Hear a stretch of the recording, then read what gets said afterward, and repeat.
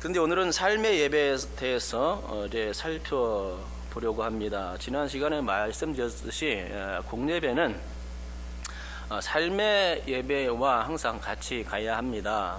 결코 이 둘을 따로 떼어놓고 이야기할 수가 없다라는 말씀을 지난 시간에 드렸죠. 왜냐하면 삶의 예배라는 것은 공예배를 포함하는 어떤 포괄적인 개념이 거기에 있기 때문이고, 또 공예배라는 것은 삶의 예배를 그대로 담아놓은 예배의 결정체라고 말씀드릴 수가 있기 때문입니다. 그 삶의 예배가 엉망이면 공예배도 엉망일 수 있다는 것이죠. 또 공예배도 제대로 드리지 못한다면 삶의 예배 또한 엉망일 게 뻔한 것이라 하는 것입니다. 그러기에 이 둘의 관계는 공생관계라고 할 수 있겠고, 너무나 친근하고 그래서 항상 붙어 있어야 된다. 어느 한쪽으로 기울어져서는 안 된다 하는 것입니다. 맞습니다. 삶의 예배와 공예 예배는 항상 둘이 찰떡궁합이다. 찰싹 이렇게 붙어 있어야 합니다. 그래서 둘을 떼어놓을 수 없게 해야 하는 것이죠. 하지만 오늘은 보다 더 삶의 예배에 집중해서 말씀드려볼까 합니다. 여러분, 삶의 예배가 무엇입니까? 삶의 예배에 대해서 가장 잘 알려주는 성경 구절은 아마도 로마서 12장 1절이 아닐까라는 생각을 한번 해봅니다. 우리 로마서 12장 1절 말씀을 다 같이 한번 찾아보도록 하겠습니다. 로마서 12장 1절 말씀입니다.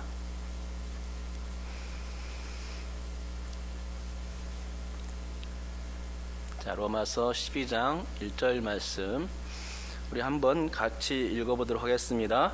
그러므로 형제들아, 내가 하나님의 모든 자비하심으로 너희를 권하노니 너의 몸을 하나님이 기뻐하시는 거룩한 산 제물로 드리라. 이는 너희가 드릴 영적 예배니라. 아멘. 그러니까 이 말씀에 의하면 삶의 예배란 영적 예배인데, 예수님을 잘 믿는 사람들이 드려야 할 예배의 모범이라 할 수 있겠습니다. 그런데 이 삶의 예배에서도 구약에서의 그 제사처럼 제물을 드려야만 합니다. 구약에서는 동물 제사, 제바흐, 속죄를 의미하는 동물 제사를 드렸죠. 하지만 여러분, 삶의 예배에서는 이 제바흐와 같은 동물 제사는 필요 없습니다. 그럼 어떤 제물이 필요합니까? 그것은 바로 자기 자신을 드려야 하는 것이죠. 자기 자신이 제물입니다. 자기 자신이 산 제물이 되어야 하는데요. 이 자기 자신이 산 제물이 되어야 한다고 말하니까 어떤 사람은 깜짝 놀라는 사람도 있을지 모르겠어요. 하지만 진짜로 우리 몸을 제물로, 산 제물로 드린다는 의미는 아니죠. 하나님은 산 제물을 바치는 것을 원하지 않습니다. 산 제물을 인간 산 제물을 받지 않습니다. 산 사람을 제물로 받는 것은 고대 이방 종교에서는 흔하게 볼 수 있는 그런 일이었습니다. 그것을 우리는 인신제사라고 하죠. 심청이가 임당수에 빠진 것은 인신제사의 희생양이 되었기 때문입니다. 동서양 어디에서나 이런 인신제사가 있었죠. 하지만 하나님은 이런 인신제사를 필요로 하지 않습니다. 그러니까 로마서 12장 1절 말씀에 나온 이 제물 이야기는 인신제사 이야기가 결코 아니죠. 그리고 이런 인신제사를 생각할 때에 초대교회 성만찬 풍속과도 연결 지을 수가 있을 것인데, 주님은 주님의 살을 먹고 주님의 피를 마신다, 이렇게 이제 기독교에서 이런 일을 행한다 이렇게 하니까 이걸 사람들이 듣고 오해해서 기독교는 식인 종교다 이런 소문이 퍼졌습니다. 하지만 주님의 살과 피를 먹는다는 이것도 진짜로 주님의 살과 사람의 살과 피를 먹는 것이 아니라 영적인 의미입니다. 그 주님을 믿어야 영원한 생명을 얻을 수 있다라는 뜻에서 이걸 돌려서 그렇게 말한 것뿐입니다. 여러분, 그러기에 너희 몸을 하나님이 기뻐하시는 거룩한 산 제물로 드리라라는 이 말씀도 사실 인신제사가 아닌 것이고, 이것은 주님의 살과 피를 마시라 한 것처럼 여기에도 영적인 의미가 담겨 있다고 할 수 있겠죠. 곧 너희 몸을 산 제물로 드려라 보다는 하나님이 기뻐하시는 산 예배를 드려라, 이렇게 받아들이면 좋을 것입니다. 그러니까 제물이라는 것은 하나님의 백성들이 죄 지은 것을 깨끗이 씻어내기 위한 어떤 처방인데, 하나님이 기뻐하시는 제물로 드리라는 이 뜻은 곧 죄짓지 말고 구별된 백성으로서 거룩하게 살아라 라는 의미인 것입니다. 세상과 구별되고 죄짓지 않는 거룩한 삶, 곧 말씀과 기도로 항상 거룩하여지는 그런 삶을 살라는 것입니다. 그런 삶을 살 때에 우리는 우리의 삶을 통해서 예배 드리는 것이며, 그런 예배가 하나님을 기쁘시게 하는 예배고, 이런 예배가 바로 곧 여기 로마서 12장 1절에서 말하는 영적인 예배라고 할 수 있겠지요. 그러면 오늘 본문에서는 이스라엘이 과연 어떤 삶의 예배를 드렸길래 하나님께서 그렇게 화를 내시면서 이스라엘을 책망하고 있는 것일까요? 다시 오늘 본문으로 한번 돌아보죠. 이사야 1장 17절 말씀을 한번 우리 다 같이 한번 읽어보도록 하겠습니다. 이사야 1장 17절 말씀입니다. 읽겠습니다. 시작. 선행을 배우며 정의를 구하며 학대받는 자를 도와주며 구하를 위하여 신원하며 과부를 위하여 변호하라 하셨느니라. 이렇게 안 되기 때문에 이런 말씀을 주신 거죠. 그런데 여기에는 학대받는 자, 또 고아, 과부가 등장합니다. 그런데 이들의 모습이 이렇게 심상치 않습니다. 구약 율법에서는 객과 고아와 과부를 돌보라고 이렇게 명령을 주시고 있는데, 여기에서는 이들이 그 돌봄의 대상이 되고 있지 않다고 말씀하고 있는 것입니다. 우선 학대받는 자는 분명히 갑의 의치가 아니라 또 을 아니면 병, 심하면 정의 의치에 있는 사람임에 틀림이 없습니다. 그렇기에 을병정에 위치해 있는 그들은 갑에게 심한 학대 혹은 요즘 말로 하면 심한 갑질을 당했음을 알 수 있습니다. 또한 고아와 과부도 마찬가지죠. 그들의 상태를 지금 알려주고 있는데, 고아들은 신원받지 못했다 하는 것이고, 과부들은 법정에서 변호를 받지 못했다라고 이렇게 고발해 주고 있습니다. 이 고아 과부들은 앞에 나온 학대받는 자들처럼 결코 그 갑의 위치가 아니었습니다. 그들은 사회적으로 볼 때에 전혀 관심의 대상도 못 되었습니다. 고아들이 신원받지 못했다는 것은 재판석에서 제대로 된 재판을 받지 못했다는 것을 의미합니다. 그 어느 누구도 이 고아와 과부의 편을 들어주지 않았던 것입니다. 그런 일이 너무나 빈번했다는 것이죠. 사회적으로 크게 문제가 있었던 것입니다. 그들은 사회적 약자이고 억울하게 당해도 어디에 하소연할 곳이 전혀 없었습니다. 또 설령 불공평한 이런 판결을 받더라도 그들이 어디에 항의를 하거나 또 상소할 수도 없었습니다. 그 자체가 아주 가로막혀 있었던 것입니다. 사회적 시스템 자체가 그것을 할 수 있는 그런 여지가 전혀 없는 그런 시대였기에 이 사회적 약자들은 그냥 악인들의 악행에 그냥 속수무책으로 당할 수밖에 없는 현실적인 위치에 있었던 것이죠. 여러분, 지난주 제가 여우 각시별 보시는 분 계신가요? 네, 아멘 하는 분이 없겠죠? 있을 겁니다. 여우 각시별 보면 볼수록 재밌는데요. 한번 드라마를 보니까 푹 빠져가지고 계속 보게 되는데 근데 거의 다 끝날 때가 된 것 같습니다. 여우 각시별 보면은 지난주 화요일에는 공과장 이 얘기가 나왔었는데, 공과장이 이제 하청업체에 갑질을 했다는 이유로 이제 감사를 받는 그런 내용이 다루어졌습니다. 사실 공과장은 하청업체에 갑질을 하지 않았습니다. 그런데 그런데 공과장이 한 것은 하청업체들과 식사를 하면서 친목을 도모하려는 그런 생각이었었는데, 그래서 이제 식사를 한 것이었는데, 이 하청업체들은 그 자체가 부담이었던 것입니다. 그래서 고소한 거죠. 일러 바친 거죠. 그 공과장이 일하는 그 공항에, 그죠? 공항이죠. 공항에 일러 바친 겁니다. 그래서 사실 그 공과장은 그런 의미가 아니라 친해보자라는 의미였는데 그것이 오해되었던 것이고, 하지만 그 하청업체 측에서는 그것이 매우 부담스럽고 친근한 그 자체가 오히려 그들에게는 갑질이라고 여겨져서 고발했던 것을 알게 됩니다. 그러니 이 공과장이 어떻습니까? 굉장히 난감하죠. 속된 말로 미치고 환장할 노릇인 것입니다. 그런데 또 한 드라마가 있습니다. KBS2에서 방송되는 그 수목 드라마인데 죽어도 좋아 보십니까? 여기는 다들 바쁘셔가지고 그런 드라마 안 보시는 것 같아요. 여기 죽어도 좋아에서는 아예 사내에서 다루어지는 이 갑질 이야기를 아주 노골적으로 다루고 있습니다. 구체적인 이야기는 여러분들이 이런 그 드라마가 있어 하고서 집에서 가서 보면 됩니다. 구체적인 이야기는 제가 안 하겠습니다. 여러분, 그런데 드라마에서도 이런 갑질 이야기가 버젓이 이제 방영된다는 것이죠. 그건 왜일까요? 그것은 아마도 이 사회가 갑질 사회에 그런 어두운 병폐가 그토록 많이 자양되기 때문은 아닐까라는 생각을 해보게 되는 것입니다.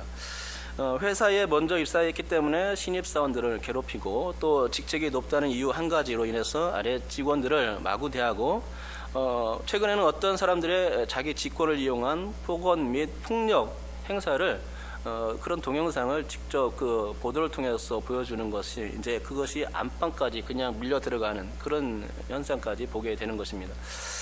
땅콩 회항 같은 그런 사건들도 마찬가지였지 않습니까? 어떻게 보면 이런 갑질 이야기는 이제 사회 전반적으로 너무나 많아서 그래서 아주 식상한 이야기처럼 되어버리고 있는 것은 아닌가라는 우려까지 들게 합니다. 내가 갑이기 때문에 나를 건드릴 만한 다른 사람들이 없다고 생각하는 것은 그것은 교만이고 자만이죠. 우리 하나님께서 바로 그런 사람들을 보고 계시는데 그들은 그것을 모릅니다. 그리고 우리 하나님께서 그런 행동들은 가장 싫어하시죠. 그런데 갑질한 사람들은 이제 그걸 모릅니다. 그저 모든 것을 자기 의지로 생각하고 자기만 피해를 보지 않으면 되기 때문에 자신의 권력을 남용하고 그 권력으로 다른 사람들을 괴롭히는 것입니다. 그러고서도 양심의 가책을 느끼지 않죠. 그래서 어떻게 보면 이 갑질을 밥 먹듯이 하는 그런 사람들은 이것이 병적이라고밖에 얘기할 수 없습니다. 또한 그런 사람들에게는 법 위에 자신들이 존재하죠. 그래서 본문에서 말하는 것처럼 어떤 공의나 사회적 정의, 미시파트는 정의를 말하는 건데 미시파트라는 이런 개념들은 그들에게선 사실상 없는 개념입니다. 그런 문제는 그들에게 그렇게 갑질하는 세상 사람들을 그런 문제는 우리 그렇게 갑질하는 세상 사람들을 본받아 성도라는 거룩한 이름을 가진 교인들조차도 그걸 좋다고 따라가는 현상이 또 문제입니다. 근데 여러분 갑질을 얼마나 많이 여러분은 하고 있지는 않나요? 많이라는 이 질문은 별로 좋지 않은데 하지만 혹시 갑질이라는 그 용어가 자신에게 가깝다고 생각하는 사람은 조금 회개해야 되겠죠. 그런 갑질을 우리는 교인들, 성도라는 이름 때문에 하지 말아야 합니다. 왜냐하면 그건 하나님의 뜻과는 정반대되고 또 어긋난 행동이기 때문입니다. 그러나 제가 이렇게 얘기해도 실제로 갑질하며 사는 교인들이 있습니다. 그러니까 삶이 거룩해야 할 교인들조차도 하나님이 그렇게 싫어하시고 하지 말라고 하는 그런 갑질을 하더라는 것입니다. 여러분, 성도들에게는 성도들만이 가질 수 있는 교양이 있어야 하고 또 거룩한 자존심 같은 게 있어야 합니다. 하지만 그런 건 중요하지 않다고 생각하는 교인들이 간혹 있겠지요. 예전에 저의 이야기인데 신당동에 살 때였습니다. 그때 제 아내로 하여금 눈물을 흘리게 한 주인이 있었습니다. 뭐 자세한 내용은 얘기할 수 없겠지만 그건 그 새들어 사는 사람들에게 집주인이 행한 횡포, 어떻게 보면 우리 가족에게 행한 갑질이었습니다. 그런데 그렇게 갑질을 한 집주인은 이름을 대면 잘 알 수 있는 큰 교회 집사였습니다. 그때 저는 전도사였는데 전도사가 집사에게 서름을 당한 꼴이었죠. 물론 교회가 다르다고 하지만 주님 안에서 성도는 어디에서나 하나가 아닙니까? 그런데 전혀 반대되는 성향의 집주인을 금년 초에 이사하면서 만났습니다. 그분은 정말로 좋은 집주인이었습니다. 그분이 성도인지 아닌지는 알 수 없지만 성도라면 매우 잘하는 것이고, 또 성도가 아니더라도 그분을 통해서 오히려 교인들이 배워야 할 만한 그런 분이었습니다. 이사 오는 날 오셔서 집에 이상이 있는 부분을 다 신경 써 고쳐주시고, 직접 여기저기 도배까지 해주시고, 그 섬세한 손길을 새를 들어오는 그 사람이 보면서 감동케 만들었습니다. 정말 그런 집주인은 제가 그 이사를 많이 해봤지만 처음이었습니다. 처음 경험하는 것입니다. 그래서 너무나 감사했고 고마웠습니다. 두 부부가 마찬가지였습니다. 그 두 부부가 얼마나 잘해주는지 정말로 감사했죠. 여러분, 그렇게 해야 하지 않겠습니까? 성도의 모습이 그런 모습, 선한 모습으로 살 때에 바로 그것이 세상의 빛과 소금이 되는 일입니다. 주님의 이름을 그렇게 함으로써 높여드리게 되지요. 여러분께서도 그런 삶을 살 수 있기를 주님의 이름으로 축복합니다. 여러분, 삶의 예배를 잘 드려야 합니다. 삶의 예배를 제대로 드리지 못하면 우리 때문에 누가 욕을 먹었습니까? 교회가 욕을 먹고, 교회 위에 교회를 다스리시는 주님이 욕을 먹고, 또 우리를 위해서 누가 괴로워하냐면 우리 주님께서 괴로워하십니다. 꼭 그런데 갑질 문제뿐만이 아닙니다. 갑질하는 것은 하나의 예에 불과합니다. 갑질 외의 온갖 악행들과 죄악들은 우리가 그런 일을 저지를 때에 과연 저 사람이 주님의 자녀인가라는 이 사실을 의심하게 만들죠. 또 그런 삶을 놓지 못할 때에 우리가 가진 믿음이란 아주 상실된 믿음이 되는 것입니다. 그런데 여러분, 오늘 본문은 특히 다른 사람들과의 관계에서 그의 죄악들만 낱낱이 고발하고 있습니다.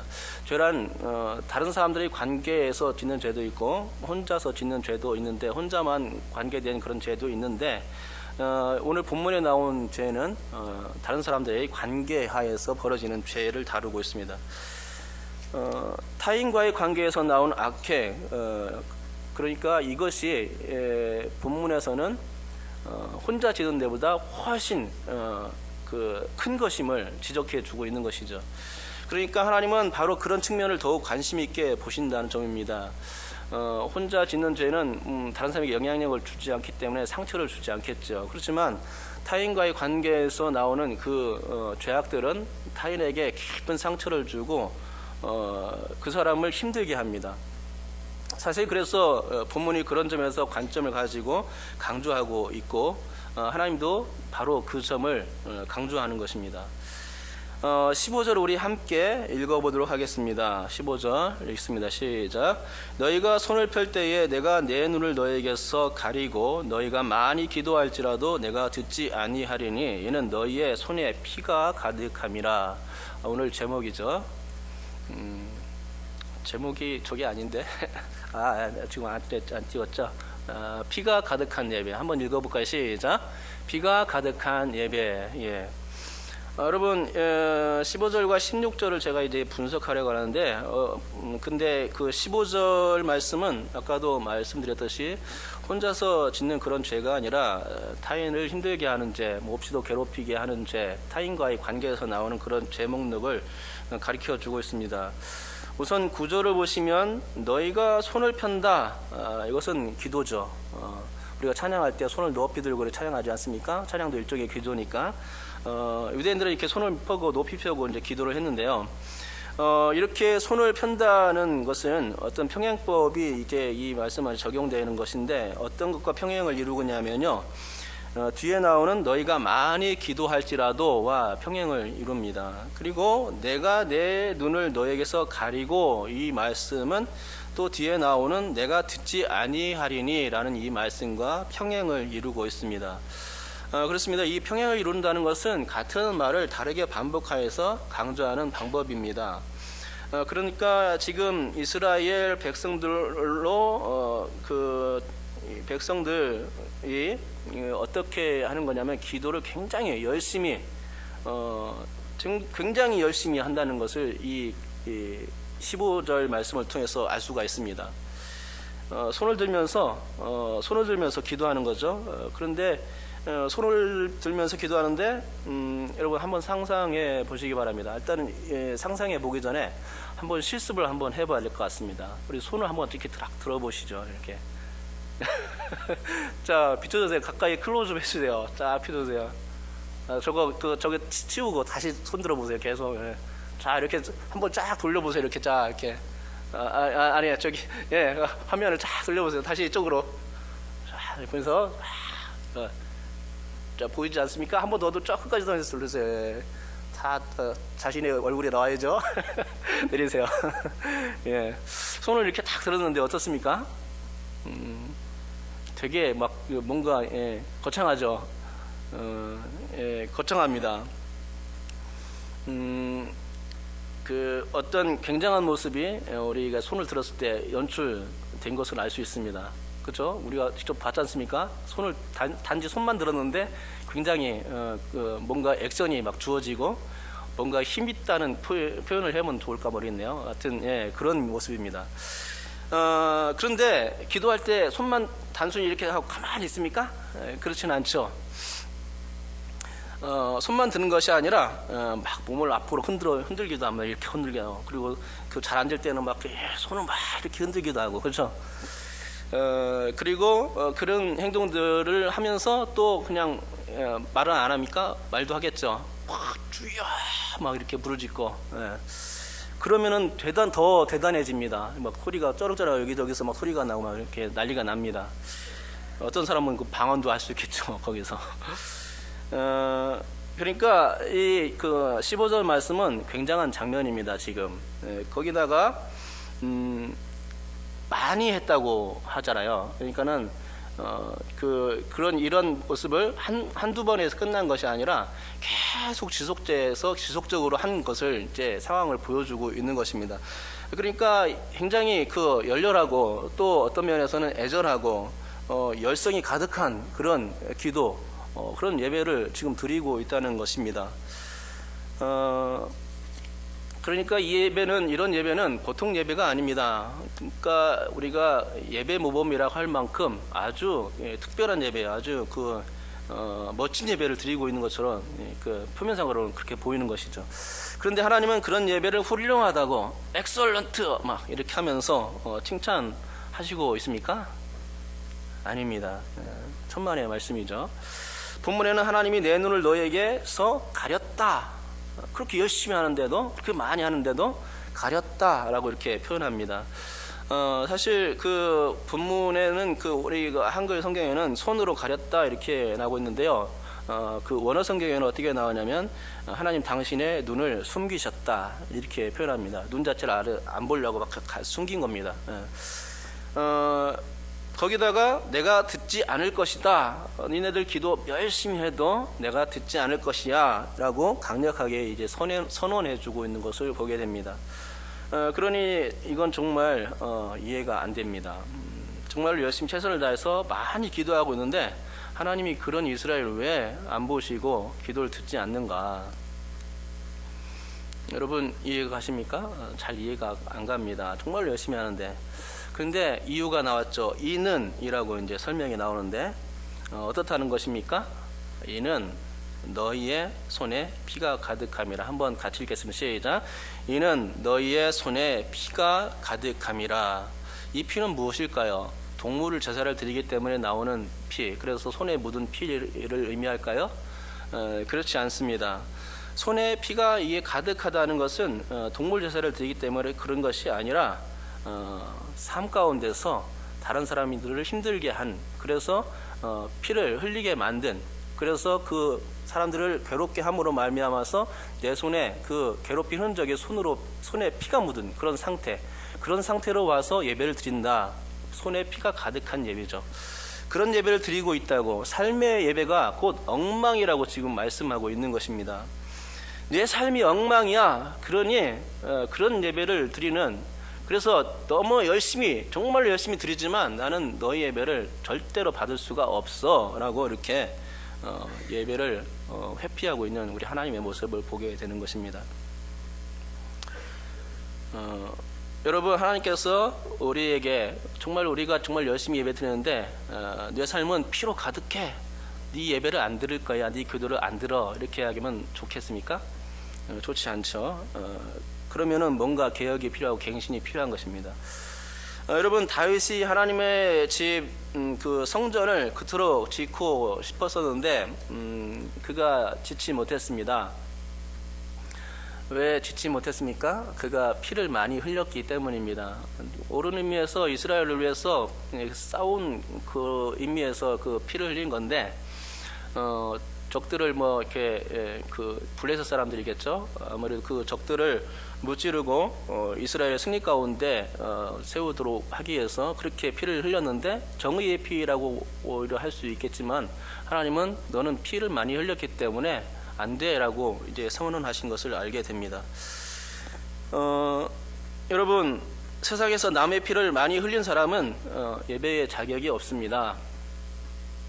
다른 사람을 아프게 하고 가슴에 상처를 내고 또 멍이 들게 하며 직간접적으로 괴롭히고 따돌리며 학대하며 또 피눈물 나게 하는 이런 일들은 하나님이 결코 그냥 보아 넘기시지 않습니다. 그것을 아주 흉악한 범죄라고 지적해 주십니다. 그런 죄를 짓고서 어떻게 죄 안 지은 것처럼 위장하고선 버젓이 예배의 자리에 나올 수 있을까요? 하나님이 그런 사람의 예배를 과연 받으실까요? 본문에 의하면 받지 않으신다, 이렇게 알려주신 것입니다. 아무리 열심히 예배드려도 소용이 없습니다. 눈을 가려버렸습니다. 그리고 듣지 않으십니다. 남을 해치는 손, 해쳐서 피범벅이 된 그런 손, 어떤 손입니까? 살인의 손이죠. 살인의 손으로 기도하는데 하나님이 그런 기도를 들어주실 리가 만무한 것입니다. 자, 그러면 16절에는 어떤 내용이 있을까요? 우리 16절 한번 같이 읽어보도록 하겠습니다. 너희는 스스로 씻으며 스스로 깨끗하게 하여 내 목전에서 너희 악한 행실을 버리며 행악을 그치고. 아멘. 이 16절에서는 뭐라고 합니까? 깨끗이 씻으라, 이렇게 말씀합니다. 그런데 이렇게 깨끗이 씻는 것에는 순서가 있죠. 그 순서는 16절 후반과 17절 전반에 나와 있습니다. 그 첫째는 악한 행실, 곧 행악을 멈추는 일부터 시작해야 하고, 그리고 동시에 그것과 함께 이루어져야 할 것이 선행입니다. 그러니까 무엇이 악한 것이고 또 무엇이 선한 것인지 분별할 수 있어야 합니다. 악한 일을 하는 사람은 그게 왜 나쁜 일인지 알지 못하고, 또 알아도 그걸 크게 개의치 않고 문제 삼지 않습니다. 그러기에 악한 일을 벌이는 데에는 선행이 주는 의미가 무엇인지를 또 알아야 하는 것입니다. 일단은 악행을 멈춰야 되고요. 그 다음에 선행을 쌓아야 되는데, 선행이 주는 의미의 참된 가치를 알아야만 선행을 쌓을 수 있겠죠. 즉, 악한 일과 선한 일을 대조하면서 그런 선악의 일이 왜 나쁘고 또 선한지 그것을 동기적으로 또 과정적으로 또 결과적으로 살필 수 있어야 하는 것입니다. 그래서 이게 되면 그 사람은 드디어 하나님이 그토록 원하시는 미시파트, 곧 정의와 공의를 시행할 수 있는 사람이 되고, 그래서 예배의 자리로 나올 수 있는 자격이 주어질 수 있게 되는 것입니다. 정의와 공의를 세워야 할 그리스도인들이 그걸 세우지 못하기 때문에 얼마나 세상의 지탄을 많이 받는지 모릅니다. 그런데 이게 꼭 세상과의 관계에서만 이루어지는 그리스도인의 부조리, 그 부조리만 이야기하는 것은 아니죠. 세상과의 관계에서도 그런 부조리가 나타날 수 있겠지만 교회 안에서도 성도들 간에서도 이런 부조리가 나타날 수 있습니다. 우리 그리스도인들은 이미 믿음이라는 한 배를 탄 하나의 믿음의 공동체죠. 그러기에 이 믿음의 하나 된 공동체에서는 형제자매라는 어떤 수평의 원리가 반드시 적용되어야 합니다. 그리고 하나님과 예수님의 그런 관계에서는 어떤 관계냐? 수직적인 그런 관계가 적용되어야 마땅합니다. 하지만 이런 수평 수직의 관계를 잘못 생각하는 사람들이 간혹 있게 됩니다. 즉, 이 수평 수직의 원리를 잘못 이해해서 거꾸로 적용하는 사람들인데요.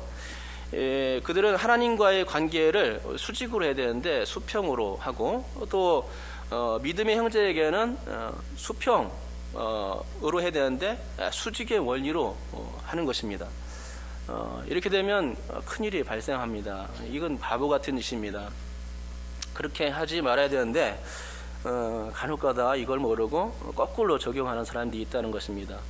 이건 우리 주님의 마음을 아프게 하는 일입니다. 수직 관계로 생각해서 성도의 관계를 수직으로 생각해가지고 내가 너보다 먼저 왔으니까 많이 믿었으니까 연장자니까 나는 장로고 목사니까 이런 식으로 생각하고 그 사람들을 다룬다면, 성도들을 다룬다면 이거는 주님이 원하시는 방향이 아닌 것이죠. 그렇게 할 때 공동체가 깨질 수밖에 없고 새 가족이 왔더라도 오래 있지 못하고 금방 나갈 수밖에 없게 됩니다. 이제 설교를 마무리할까 합니다. 여러분, 지금까지 15절과 16절에 대해서 우리 살펴보았는데요. 사실 이 두 절에서 공통점이 있습니다. 잘 발견한다면 이거 발견할 수 있는데요. 여기 공통점이 무엇이냐면은 첫째는 아인이라는 단어입니다. 아인은 눈인데 눈이라는 단어가 15절과 16절에 각각 나옵니다. 또 둘째는 예배 전에 형제와 화목하는 일을 해야 한다라는 메시지를 15절도 16절도 다 가르쳐주고 있습니다. 이 두 번째 부분, 예배 전에 형제와 화목해야 한다는 것은 예수께서 말씀하신 바입니다. 어떻게 말씀하셨냐면, 그러므로 예물을 제단에 드리려다가 거기에서 내 형제에게 원망 들을 만한 일이 있는 것이 생각나거든 예물을 제단 앞에 두고 먼저 가서 형제와 화목하고 그 후에 와서 예물을 드리라 라고 말씀해 주셨던 것을 보게 됩니다. 맞습니다. 이게 예배의 순서죠. 예배하기 전에 먼저 어떤 일을 하냐, 형제와 화목하는 일을 먼저 서둘러서 해야 됩니다. 화목하지 못한 일이 있다면은 예배 와서 예배 드려도 사실 꺼림칙해요. 사실은 그 본인도 그리고 하나님도 그것을 또 원하지 않고요. 그래서 형제와 화목하는 일이 먼저 우선되어야 그 사람의 예물도 또 그 사람의 예배도 받으실 만한 그런 예물과 예배가 되는 것입니다. 또한 공통점이 있다고 했는데 아까 첫 번째로 아인이라는 말을 제가 말씀드렸습니다. 아인은 히브리어로 눈입니다. 15절에 보면 내 눈을 가린다, 내 눈을 감춘다 이렇게 표현되고 있고 16절에도 눈목자를 써서 목전이라는 말이 이제 있는데 이게 하나님의 눈 앞에서라는 뜻입니다.